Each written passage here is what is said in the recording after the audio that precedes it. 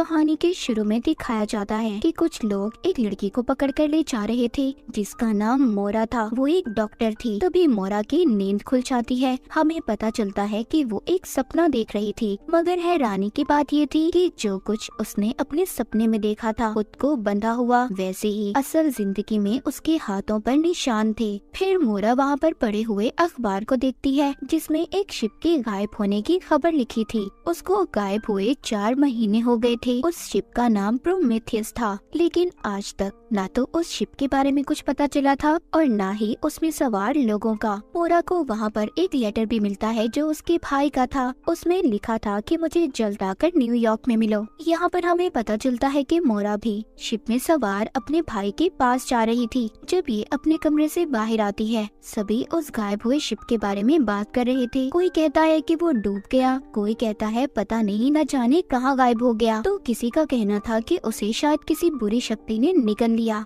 मोरा भी इसी शिप में बैठी सभी लोगों की बातें सुन रही थी। तभी उधर इन्हीं बातों के दौरान एक लड़का आता है जो कहता है प्लीज अगर यहाँ पर कोई डॉक्टर है तो मेरे साथ चले, मेरी बहन बहुत बीमार है। तभी उधर कुछ गार्ड आते हैं जो उस लड़के को पकड़कर साथ ले जाते हैं। दरअसल ये लड़का शिप के दूसरे हिस्से से आया था जहाँ पर सभी गरीब लोग थे और इनका इस हिस्से में आना मना था जहाँ पर सब अमीर लोग थे। तभी मोरा उस लड़के के पीछे पीछे जाती है और उनको कहती है कि मैं डॉक्टर हूँ। मोरा उसकी बहन का इलाज करती है। उसने उसको बचा लिया था। उस लड़के की बहन दरअसल माँ बनने वाली थी। तभी उसकी छोटी बहन मोरा के पास आती है और उसे कहती है तुम्हारा शुक्रिया कि तुमने मेरी बहन की जान बचाई। मैं भी बड़ी होकर डॉक्टर बनना चाहती हूँ, सिर्फ तुम्हारी तरह। फिर इसी शिप में हम एक कपल को देखते हैं जो आपस में झगड़ा कर रहे थे क्योंकि उस लड़की के हस्बैंड को दौरे पड़ा करते थे और वो अपने हस्बैंड के साथ नहीं रहना चाहती थी। मोरा जब शिप के उस हिस्से में थी जहाँ पर सभी गरीब लोग थे तो अचानक से उसका दम घुटने लगता है और वो बाहर आ जाती है। शिप का कैप्टन उससे कहता है कि क्या तुम नहीं जानती यहाँ पर आना सख्ती से मना है। मोरा कहती है नहीं मैं नहीं जानती, और ऐसा घटिया असूल किसने बनाया है कि हम गरीबों की मदद नहीं कर सकते। तभी इनके पास 2 गार्ड आते हैं और इन्हें बताते हैं कि जल्दी हमें इस शिप को दूसरी साइड पर लेकर जाना होगा। इसी शिप में हम 2 और मुसाफिरों को देखते हैं जो दोनों भाई थे। जब ये इस शिप की डायरेक्शन को मुड़ता हुआ देखते हैं तो परेशान हो जाते हैं क्योंकि उन्हें लग रहा था कि शिप वापस जा रहा है। कोई भी दोबारा से वापस नहीं जाना चाहता था। जिसके बाद मोरा दोबारा से कैप्टन के पास जाती है जो बैठा शराब पी रहा था। मोरा उससे कहती है क्या गायब हुआ शिप मिल गया है? कैप्टन कहता है नहीं, पर हाँ हमें कुछ पता चला है उस शिप के बारे में। हो सकता है वो गायब हुआ शिप प्रोमेथियस ही हो, पर उसको गायब हुए 4 महीने हो चुके हैं और हम नहीं जानते कि उसमें सवार लोग जिंदा भी हैं या मर चुके हैं। कैप्टन मोरा से पूछता है क्या उस शिप में तुम्हारा कोई अपना था? तो वो कहती है नहीं। इसके बाद कैप्टन सभी मुसाफिरों को जमा करता है और बताता है कि हमें एक शिप के बारे में पता चला है। उसने हमारे पास मदद के लिए मैसेज भेजा है। हो सकता है कि वो इसी कंपनी का गायब हुआ शिप प्रोमेथियस ही हो, इसीलिए हम सब उसकी तरफ जा रहे हैं उसकी मदद करने के लिए। ये सुनकर सभी बहुत ज्यादा गुस्सा हो जाते हैं क्योंकि वो वक्त पर अमेरिका पहुंचना चाहते थे। ऊपर शिप की छत पर मौजूद मोरा और कैप्टन दोनों मिलकर जब बातें कर रहे थे तभी वो दूर एक शिप को देखते हैं। इनको ऐसा लग रहा था कि वो प्रोमेथियस ही होगा। सब मुसाफिर उसे देखकर डर जाते हैं। कैप्टन भी अपनी कंपनी में ये खबर भिजवा देता है कि प्रोमेथियस मिल गया है। फिर वो दूसरे लोगों से बात करता है और उन्हें कहता है कि हमें उस तरफ जाना होगा, पर दूसरा कैप्टन कहता है नहीं नहीं हमें वहाँ जाने में खतरा हो सकता है। मोरा कहती है मैं भी आप लोगों के साथ जाना चाहती हूँ। हो सकता है कि वहाँ पर कोई बीमार हो जिसको डॉक्टर की जरूरत हो और मैं एक डॉक्टर हूँ। ये सब अब उस शिप पर जाने के लिए तैयार थे। तभी एक मुसाफिर कहता है कि समंदर कितना खामोश है, हवा रुक चुकी है, कुछ तो गड़बड़ है। वो डर जाता है और उस शिप पर जाने से मना कर देता है। कैप्टन उस आदमी को छोड़कर किसी और को अपने साथ ले जाता है। अब ये सब उस शिप पर पहुंच गए थे। जब वहां पर जाकर ये देखते हैं तो इन्हें कोई भी नहीं मिलता और जो उस शिप का कंट्रोल रूम था वो सारे का सारा टूटा हुआ था। ये डर जाते हैं और सोचते हैं कि अगर ये टूटा हुआ है तो हम लोगों को सिग्नल किसने भेजे, किसने हमें मदद के लिए मैसेज किया। तभी हम देखते हैं कि एक आदमी तैरता हुआ शिप में चढ़ जाता है। उधर शिप में कैप्टन और उसके साथी एक कीड़े का पीछा करते हुए एक कैबिनेट तक पहुंच गए थे जिसको कोई जोर जोर से खटखटा रहा था।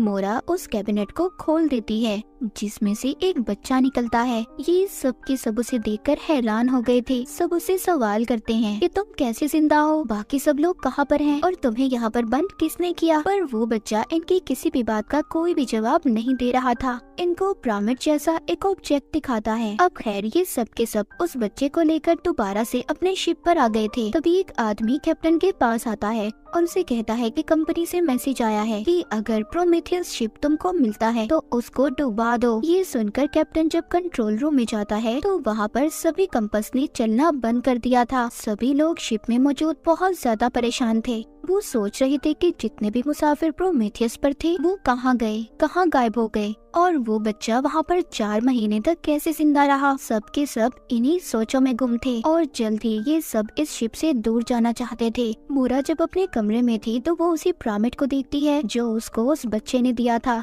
और उसको कुछ भी समझ नहीं आता। ये उसको देखकर वहीं उसी जगह पर रख देती है। फिर वो उस बच्चे से पूछती है कि तुम वहाँ पर जिंदा कैसे थे और प्लीज मुझे बताओ कि बाकी के लोग कहाँ पर हैं। वो बच्चा उसकी किसी भी बात का कोई भी जवाब नहीं देता और उसको पिरामिड लाकर दे देता है। इसके बाद मोरा बाहर जाती है। वहाँ पर उसको वही अजीब आदमी मिलता है जिसको हमने देखा था कि वो शिप पर आ गया था। मोरा उससे पूछती है कि तुम कौन हो। वो कहता है कि मैं तुम्हारे साथ वाले कमरे में रहता हूँ। मोरा कहती है पर मैंने तुम्हें कभी नहीं देखा। वो आदमी उसको अपना नाम डैनियल बताता है और फिर वहाँ से चला गया था। कैप्टन मोरा से मिलने आता है और उससे पूछता है क्या तुम्हें बच्चे ने कुछ बताया। वो कहती है कि फिलहाल अभी तक तो कुछ नहीं बताया। फिर हम उसी मुसाफिर को देखते हैं जो अपने बीवी के साथ झगड़ा कर रहा था। वो शिप में एक जापानीज लड़की के साथ खड़ा था और उस लड़की के साथ बातें कर रहा था। तभी वहाँ पर उस लड़की की माँ जाती है जो उसे अपने साथ ले गई थी। फिर वहाँ पर एक लेडी आती है जो उस आदमी से कहती है मुझे लगता है कि तुम ठीक नहीं हो, क्या मैं तुम्हारी कोई मदद कर सकती हूँ। तभी हम कैप्टन को देखते हैं जिसको शिप पर अपनी बेटी नजर आती है। ये उसका पीछा करते हुए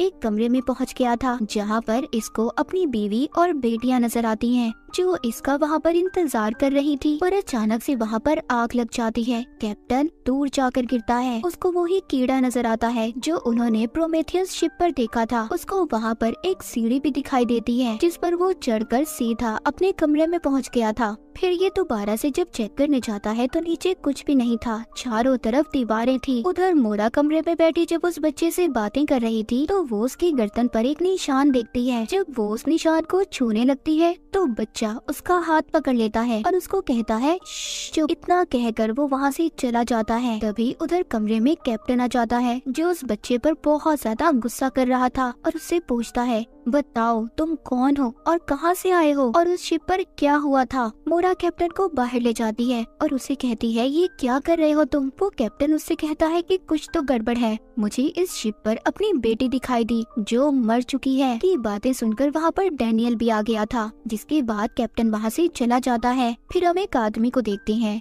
जो बगैर टिकट के शिप में आ गया था और गार्ड उसको ढूंढ रहा था। गार्ड ने अब उस आदमी को पकड़ लिया था। कैप्टन अब सभी मुसाफिरों को जमा करता है और उनसे कहता है कि हमें प्रोमेथियस शिप को दोबारा से अपने साथ वापस यूरोप लेकर जाना होगा क्योंकि हमारे पास इतना ज्यादा कोयला नहीं है कि हम प्रोमेथियस शिप को अपने साथ अमेरिका ले जाएं। ये सुनकर सभी मुसाफिर परेशान हो गए थे क्योंकि कोई भी वापस नहीं जाना चाहता था। कैप्टन जब शिप की छत पर था तो मोरा उससे आकर कहती है क्या तुम पागल हो गए हो कि तुमने ऐसा फैसला लिया। कैप्टन कहता है कि कहीं ना कहीं तो कुछ ना कुछ गड़बड़ है। कंपनी हमसे कुछ ना कुछ तो छुपा रही है और प्रोमेथियस को डुबाना चाहती है। फिर हम एक छोटी बच्ची को देखते हैं। उसको भी वही कीड़ा नजर आता है और वो उसका पीछा करते हुए बहुत आगे तक पहुंच गई थी। तभी वहाँ पर डैनियल आ जाता है और उसने उस कीड़े को उठाकर वापस से अपनी जेब में रख लिया था। ऐसा क्यों था और इसकी क्या वजह थी ये हमें कहानी में आगे जाकर पता चलेगा। अगले पल कैप्टन के पास एक आदमी आता है जो उसको कैबिन में लेकर गया था जहाँ पर वो उसको वही छोटी मरी हुई बच्ची दिखाता है। ये उसी लड़के की छोटी बहन थी जिसको हमने कहानी के शुरू में देखा था जो किसी डॉक्टर को बुलाने आया था अपनी बहन की जान बचाने के लिए। फिर मोरा और एक डॉक्टर इस बात का पता लगाने की कोशिश करते हैं कि उस बच्ची को आखिर हुआ क्या था और वो कैसे मर गई, पर उन्हें इस बारे में कुछ भी पता नहीं चल रहा था। कैप्टन यहाँ पर सबको मना करते हैं कि कोई भी इस बच्ची की मौत के बारे में किसी को कुछ भी नहीं बताएगा। तभी वो लोग देखते हैं कि इनका शिप रुक गया था। कैप्टन जब ऊपर जाकर देखता है तो चारों तरफ धुंध थी, बहुत ज्यादा धुआं था, आगे का रास्ता नजर नहीं आ रहा था और इनकी कंपास ने भी काम करना बंद कर दिया था। कैप्टन यहाँ पर सबसे ये कहते हैं कि हम आगे नहीं जा पाएंगे जब तक हमें आगे जाने का रास्ता नजर नहीं आता। कैप्टन मोरा को अपने साथ लेकर जाता है और उसको एक रिबन दिखाता है जो उसको प्रोमेथियस शिप पर से मिला था। कहता है कि ये मेरी बेटी का है और जानती हो कि मेरी बेटी और बीवी आग लगने की वजह से मर गए थे। मोरा कहती है कि आप शायद पागल हो गई हैं और तभी ऐसी बातें कर रहे हैं, ऐसा कुछ भी नहीं है। कैप्टन मोरा को वो रास्ता भी दिखाता है और कहता है कि ऐसा रास्ता मैंने शिप में कभी नहीं देखा, हालांकि मैं शिप के कोने कोने को जानता हूँ। प्रोमेथियस पर कुछ तो गड़बड़ है, तुम्हें दोबारा से मेरे साथ जाना होगा। हमें पता करना होगा कि वो एक बच्चा ही उस शिप पर कैसे जिंदा था। उधर शिप पर जो बच्ची मर गई थी उसकी फैमिली बहुत ज्यादा परेशान थी और उसको हर तरफ ढूंढ रही थी। उधर कैप्टन भी दोबारा से प्रोमेथियस शिप पर जाने के लिए तैयार था, मगर सब उसको समझा रहे थे कि प्लीज ऐसा मत करें, वहाँ पर खतरा हो सकता है, पर वो किसी की भी नहीं सुनता और मोरा को लेकर उस शिप के लिए निकल जाता है। शिप पर गार्ड उस फैमिली की बच्ची को भी बता देता है कि वो मर चुकी है। उसकी बहन उसकी लाश को उठाकर अपने हिस्से में ले आती है, जहाँ पर उसका भाई भी जब अपनी छोटी बहन को मरा हुआ देखता है तो बहुत ज्यादा गुस्सा करता है और गुस्से में शिप की खिड़कियों को भी तोड़ देता है। जब गार्ड बाहर आकर देखता है तो शिप में और भी बहुत से लोग थे जो मर चुके थे। उधर कैप्टन भी मोरा के साथ प्रोमेथियस शिप में चीजों को ढूंढ रहा था। उन्हें वहाँ की जमीन में वैसा ही खुफिया दरवाजा नजर आता है जैसा कैप्टन ने अपने कमरे में देखा था। मोरा जब चेक करने जाती है तो उसे वहाँ पर कुछ भी नहीं मिलता। इधर शिप में वो छोटा बच्चा ब्रामिड को लेकर बेड के नीचे था। तभी वहाँ पर डैनियल आ जाता है। वो उससे पूछता है क्या तुम्हें वो मिला, जिस बात पर वो बच्चा ना में सर हिलाता है। इसका मतलब ये था कि डैनियल और वो छोटा बच्चा दोनों एक दूसरे को जानते थे, पर आपस में क्या लगते हैं ये अभी तक इस कहानी में नहीं पता चला। उधर शिप में मोरा और कैप्टन बर्नर को चेक कर रहे थे। उन्हें ऐसा लग रहा था कि शायद यहाँ के लोग जलकर मरे हो। इसी दौरान वहाँ पर कैप्टन को मुसाफिरों की लिस्ट मिलती है जिसको वो मोरा से छुपा लेता है और अपने पास रख लेता है। शिप में गार्ड सभी लोगों के पास जाता है और उन्हें कहता है कि हमारे लोग मर रहे हैं, हमें कुछ न कुछ करना होगा और सब में बंदूकें बांट देता है। कहता है हमें खुद ही शिप को चलाना होगा। फिर एक आदमी कैप्टन के पास आता है और उसे बताता है कि सब लोग बगावत पर उतर आए हैं, आपको जल्द ही इस शिप को चलाना होगा। लेकिन इससे पहले कैप्टन कुछ करता, वहाँ पर सब लोग आ जाते हैं और कैप्टन को कैद कर लेते हैं, पर अचानक से इनका शिप गायब हो जाता है। ये लोग कहीं और आ गए थे। गार्ड उसी आदमी को अपने साथ ले जाता है जो बिना टिकट के शिप में आया था। उससे कहता है कि तुम्हें सभी मरे हुए लोगों की लाशों को पानी में फेंकना होगा। फिर वो कंट्रोल रूम में आता है और वहाँ पर बताता है कि प्रोमेथियस शिप गायब हो गया है। वो उसको बताते हैं कि प्रोमेथियस नहीं बल्कि हमारा शिप गायब हुआ है, हम नहीं जानते कि हम कहाँ पर आ गए हैं। वो आदमी उसको बताता है कि मुझे लगता है हम दोबारा से उसी जगह पर आ गए हैं जहाँ से हम 3 महीने पहले चले थे। फिर सभी वो गरीब लोग जिनके पास बंदूकें थी वो सभी अमीरों पर हमला कर देते हैं और उन्हें कहते हैं बताओ ये सब क्या हो रहा है, हमारे ही लोग क्यों मर रहे हैं।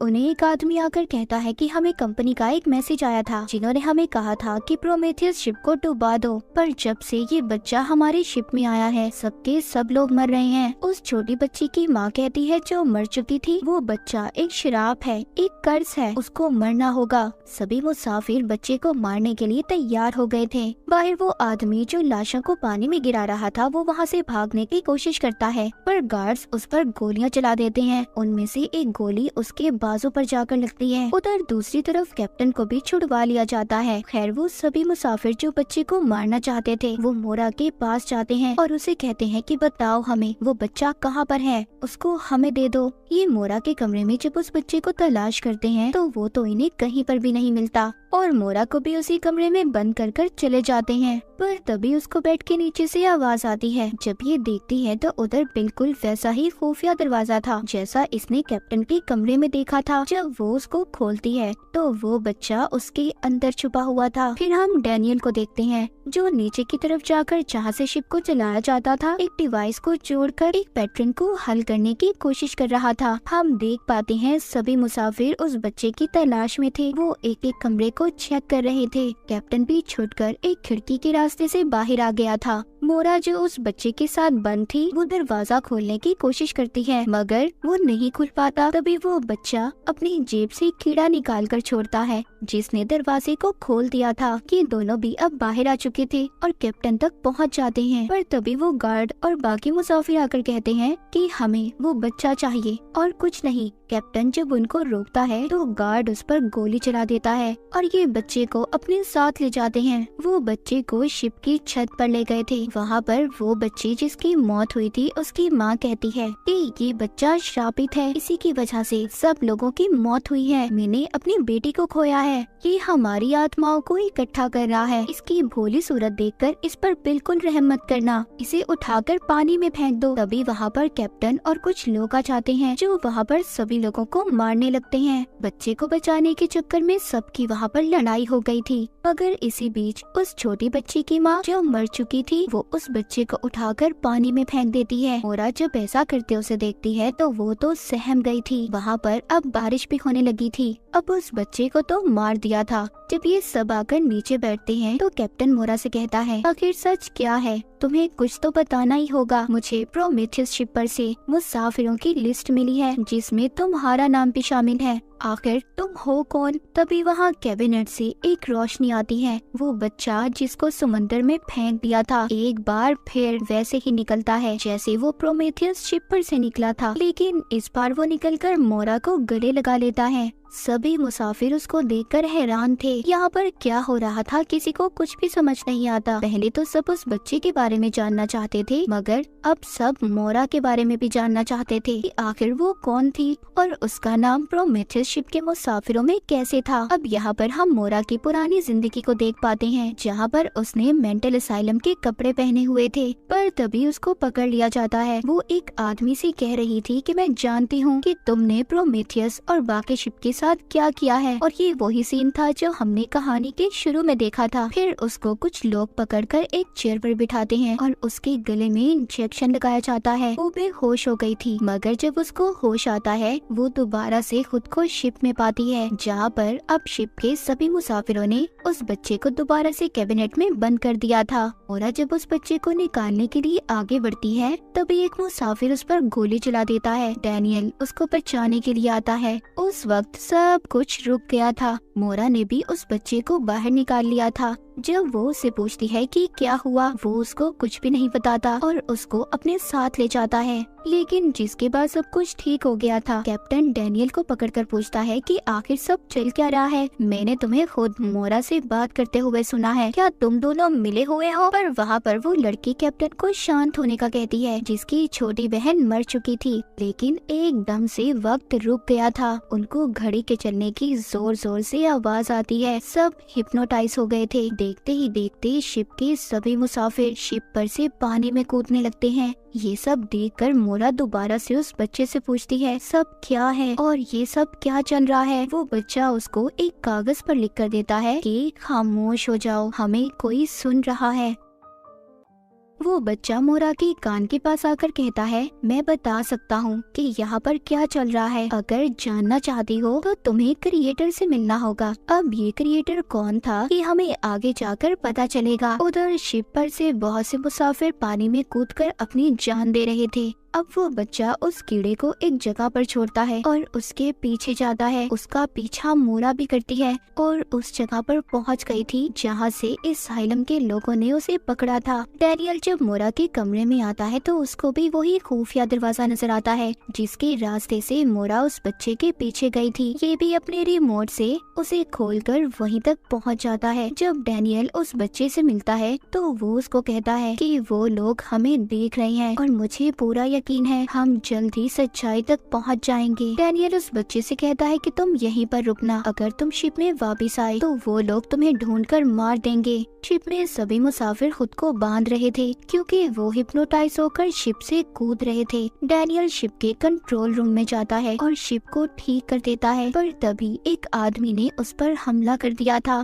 डैनियल के पास जो रिमोट था उसको दबाकर उस आदमी को बेहोश कर देता है। उधर मोरा असाइलम में थी। ये वहाँ पर उस कमरे में जाती है जिसका नंबर 1011 था और इसी नंबर के कमरे में मोरा शिप में भी थी। ऐसा लग रहा था कि सब कुछ एक दूसरे से जुड़ा हुआ है। तभी वो एक बूढ़े आदमी को देखती है और उससे पूछती है मेरा भाई कहाँ पर है, लेकिन उसको कुछ लोग पकड़कर इंजेक्शन लगा देते हैं, जिसके बाद मोरा शिप में जागती है। वहाँ पर जाकर उसको कैप्टन पकड़ लेता है और उससे पूछता है कि बताओ तुम कौन हो और जो भी कुछ इस शिप में हमारे साथ हो रहा है वो क्यों हो रहा है। मोरा कैप्टन को बताती है कि मैं इस शिप के मालिक की बेटी हूँ। मेरे डैड ने ये शिप सिर्फ एक्सपेरिमेंट तजुर्बों के लिए बनाए थे। मुझे 4 महीने पहले मेरे भाई का लेटर मिला था जो मुझसे मिलना चाहता है, पर हम लोग नहीं मिल पाए। उसने मुझे प्रोमेथियस का राज बताना था। हम यहाँ पर जो कुछ भी देख रहे हैं सिर्फ हमारे ख्यालों की दुनिया है। तुम इसको नकली दुनिया कह सकते हो। हम एक ऐसी दुनिया में फंस गए हैं जहाँ से निकलना बहुत मुश्किल है। तभी वो एक कीड़े को देखती है जिसे वो पकड़ लेती है और पकड़कर ये उसका पीछा करते हैं। ये जंगल में पहुँच गए थे, मतलब कि अपने ख्यालों की दुनिया में,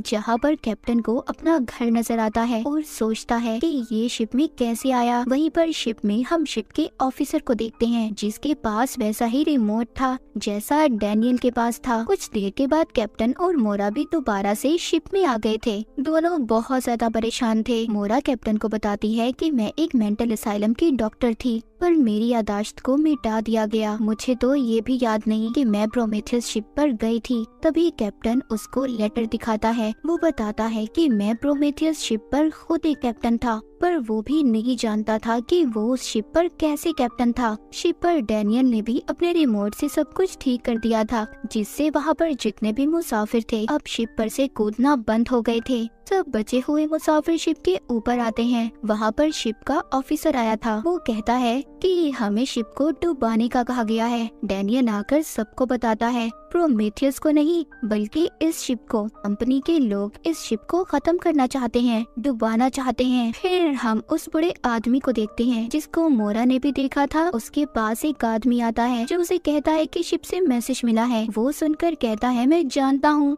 वो जल्द ही खत्म होने वाला है, डूबने वाला है। वो उस आदमी को उस बच्चे को अपने पास लाने का कहता है जो शिप पर था। फिर वो अपने कमरे में से पर्दा हटाता है। हम दूर एक बहुत बड़े पिरामिड को देखते हैं। उधर शिप में सब कुछ बदल रहा था। वहाँ पर काली रबड़ जैसी चीजें छत पर से निकल रही थी। दोबारा से मोरा और कैप्टन भी असाइलम में पहुँच गए थे। मोरा कैप्टन को बताती है ये असाइलम मेरे डैड ने मेरी मॉम की याद में बनाया था, क्योंकि वो सब कुछ आहिस्ता आहिस्ता भूल रही थी। मेरे डैड चाहते थे कि मेरी मॉम ठीक हो जाए। वो उनके दिमाग को पढ़ना चाहते थे। अभी आगे जाकर एक खिड़की को खोलते हैं तो इन्हें शिप का एक कोना नजर आता है। शिप में सब अपनी पुरानी जिंदगी को देख रहे थे।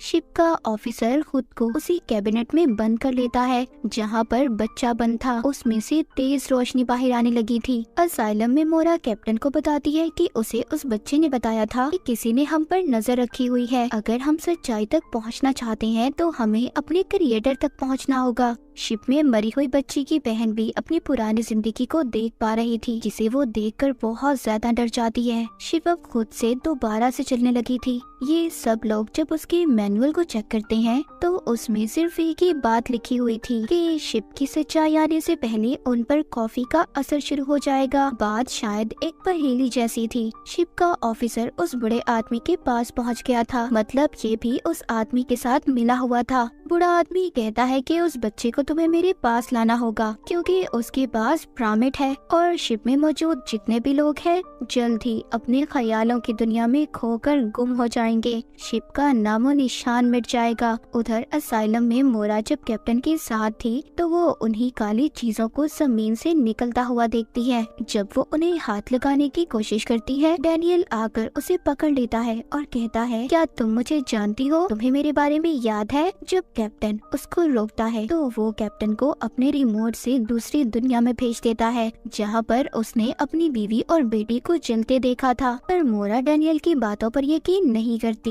उसको एक कमरे में बंद कर देती है। वो बाहर आकर अपने हाथों से बंदूक को जब फेंकती है तभी उसे दीवार महसूस होती है। अब उसे समझ आ गई थी कि सब कुछ शिप में मौजूद है। कैप्टन दोबारा से प्रोमेथियस शिप पर पहुंच गया था, जहां पर वो उस जैसी और भी शिप देखता है। हम मोरा और डैनियल की पुरानी जिंदगी के बारे में जान पाते हैं। दरअसल मोरा डैनियल की बीवी थी। अब डैनियल जब अपने ख्यालों की दुनिया से बाहर आता है तो मोरा से अपने रिमोट का पूछता है। मोरा उसको कुछ भी नहीं बताती। जब शिप में मोरा वापस से पहुंच गई थी, वो देखती है अब बहुत तेज तूफान आने वाला था। उधर शिप का ऑफिसर एक कमरे में जाकर डिवाइस को निकालता है और बच्चे और कैप्टन को ढूंढने की कोशिश करता है। मोरा भी डैनियल के कमरे में जाकर खुफिया दरवाजे से एक कमरे में पहुंच गई थी, जहां पर वो तस्वीरें देखती है जो डैनियल और छोटे बच्चे की थी। मतलब डैनियल उसका हस्बैंड था और छोटा बच्चा उसका बेटा। अब डैनियल ने भी दूसरी दुनिया में जाकर अपने बेटे को ढूंढ लिया था।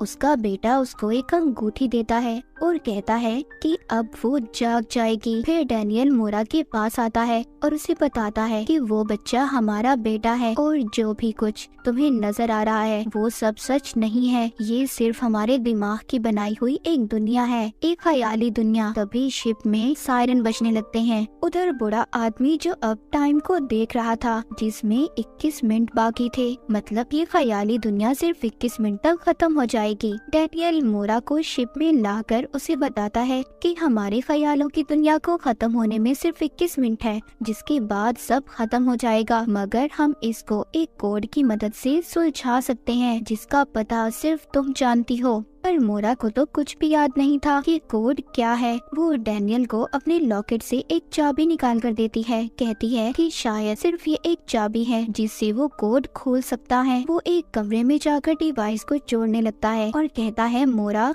ये सब अगर ठीक भी हो गया तो दोबारा से ये चक्कर शुरू हो जाएगा इस नकली दुनिया का, और ये मेरे साथ बहुत बार हो चुका है। तभी तो कोई भी शिप अपनी मंजिल तक नहीं पहुंच पाता। अब शिप के अंदर तूफान की वजह से सब कुछ टूट रहा था, जिसमें दबकर लोग मर रहे थे। तूफान की वजह से शिप में पानी आने लगता है। बहुत से लोग उस पानी में डूबकर मर जाते हैं।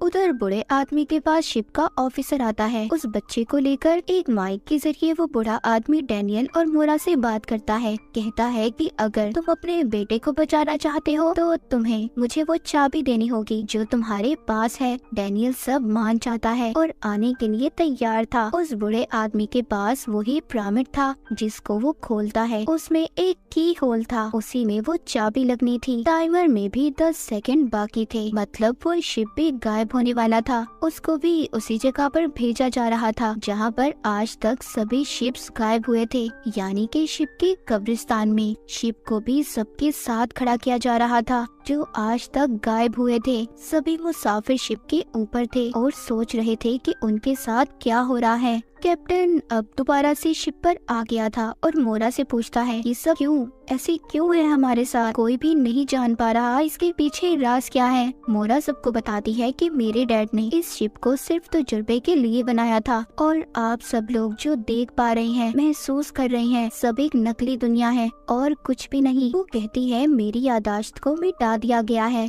मेरे पास सिर्फ एक चाबी है और अगर हम यहाँ से निकल जाते हैं तो मैं याद करने की कोशिश जरूर करूँगी। उधर दूसरी तरफ वो बूढ़ा आदमी मोरा के बेटे को एक कमरे में लेकर जाता है और यहाँ पर पता चलता है कि वो बड़ा आदमी कोई और नहीं बल्कि मोरा के डैड थे। उसके बेटे को यहाँ पर वो एक थ्योरी के बारे में बताते हैं। कहते हैं कि कुछ लोग तूफान में फंसकर अपनी पुरानी चीजों को ही याद करते रहे। तुम्हारी मॉम इस चीज के बारे में जानना चाहती थी, जिसको समझकर उसकी जिंदगी तहस नहस हो गई। क्योंकि थ्योरी के मुताबिक आप जिस जिंदगी में हो वो आपकी असल जिंदगी नहीं होती, बल्कि एक नकली दुनिया, ख्यालों की दुनिया होती है। हर एक इंसान को कोई ना कोई कंट्रोल करता है। जैसे हम सबको गॉड कंट्रोल कर रहे हैं, हम उनके सभी एक खिलौने हैं। ये दुनिया तुम्हारे लिए सिर्फ एक गुड़िया का घर है जिसको तुम्हारी मॉम ने बनाया है और उसकी चाबी तुम्हारी मॉम के पास है। उधर शिप में दिखाया जाता है सभी मुसाफिर एक दूसरे की पुरानी जिंदगी में पहुंच गए थे,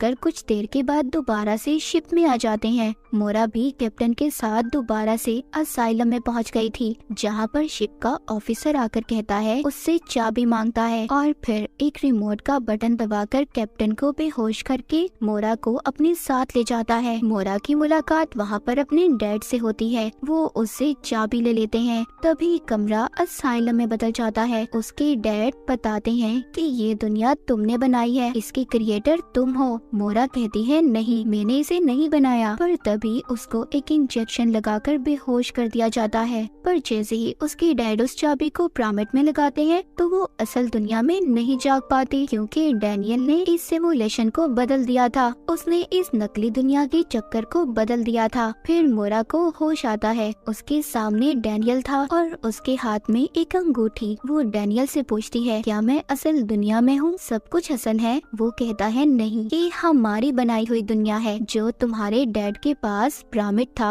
अब उसका कुछ भी नहीं है। वो उसको नया पिरामिड दिखाता है, जिसका कोड अब मोरा की पहनी हुई अंगूठी में था। डैनियल बताता है कि मोरा, इन सब चीजों को कोई और नहीं बल्कि तुम्हारा भाई कंट्रोल कर रहा है, और तुम्हारे डैड भी हमारी तरह इसी दुनिया में फंसे हुए हैं। इसीलिए मोरा, इससे पहले तुम्हारे भाई को सब पता चले, तुम्हें अपनी असल जिंदगी में जागना होगा। जब मोरा अपनी अंगूठी उस पिरामिड में डालती है तो वो असल दुनिया में जाग जाती है। वो देखती है उसके साथ सब लोगों के सर पर मशीन है। मोरा जब बाहर देखती है तो उसको एक स्पेसशिप नजर आता है। उसको वहाँ पर एक मैसेज मिलता है जिसमें उसे बताया जा रहा था कि ये प्रोजेक्ट प्रोमेथियस है। इसमें भी उतने ही मुसाफिर हैं जितने शिप पर थे। उसको प्रेजेंट डेट भी लिखी हुई नजर आती है, जिसमें उसका भाई कहता है, हेलो सिस्टर, तुम्हारा असल दुनिया में स्वागत है। इसी सीन के साथ 1899 का फर्स्ट सीजन यहीं पर खत्म हो जाता है।